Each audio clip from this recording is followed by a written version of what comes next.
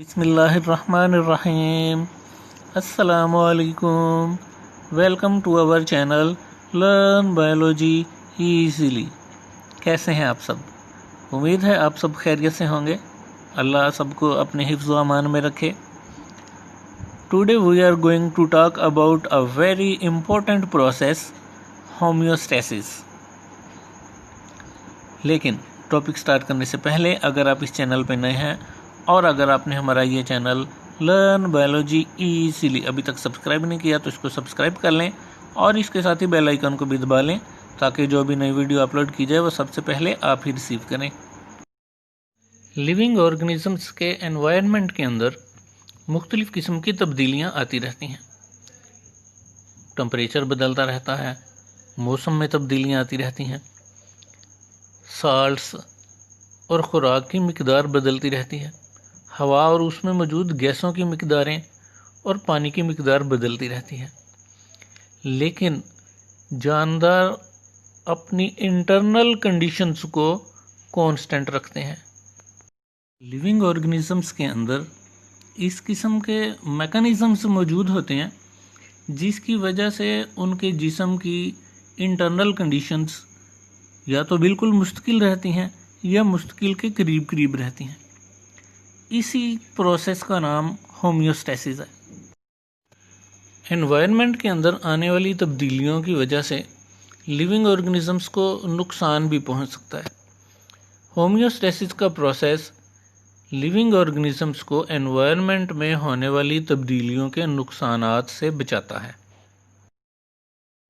The term homeostasis was introduced by an American scientist, Walter Cannon.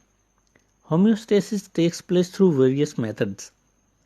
Osmoregulation, thermoregulation, and excretion are the major methods of homeostasis.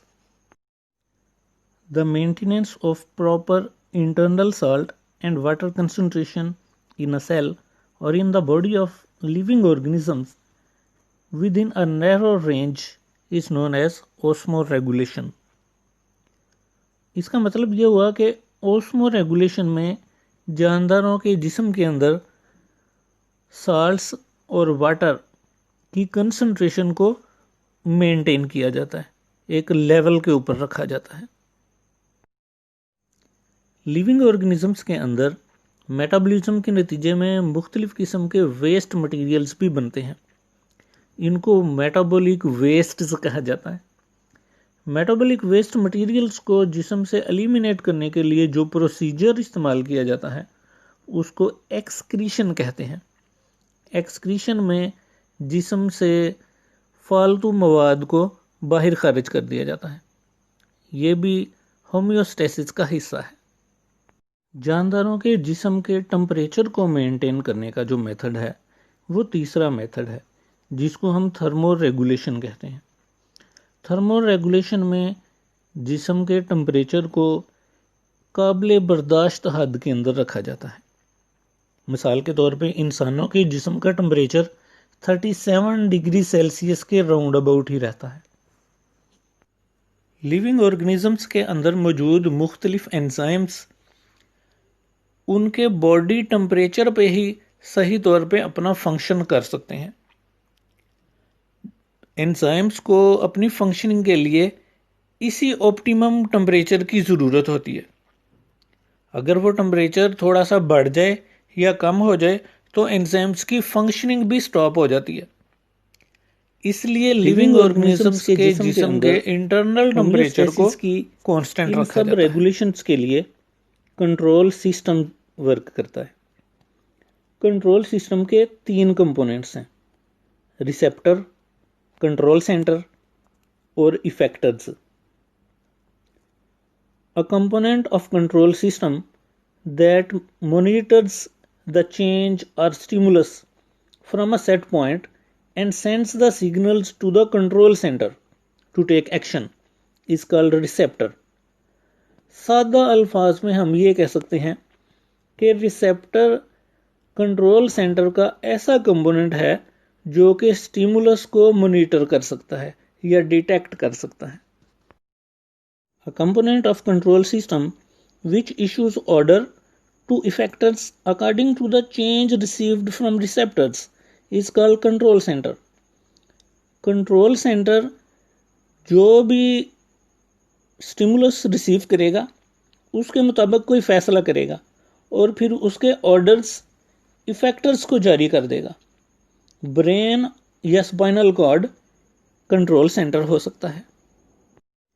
तीसरे number पे है effectors. Effectors control system के ऐसे components हैं जो कि control centre से order receive करने के बाद उसी ऑर्डर के मुताबिक अपना एक्शन करते हैं। मसल्स और ग्लैंड्स इफेक्टर्स के तौर पे काम करते हैं। ये तो थे लिविंग कंट्रोल सिस्टम। हम फिजिकल कंट्रोल सिस्टम भी इस्तेमाल करते हैं।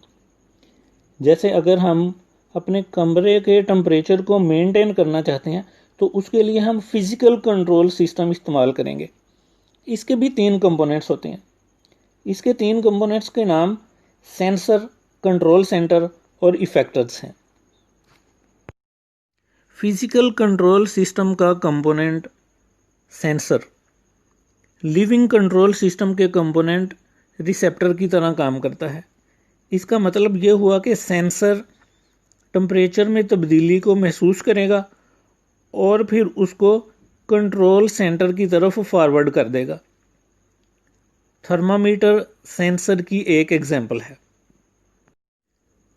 Control centre. Control centre sensor से तब्दीली को रिसीव करने के बाद कोई फैसला करेगा और फिर उसके बारे में ऑर्डर्स को इफेक्टर की तरफ फॉरवर्ड कर देगा।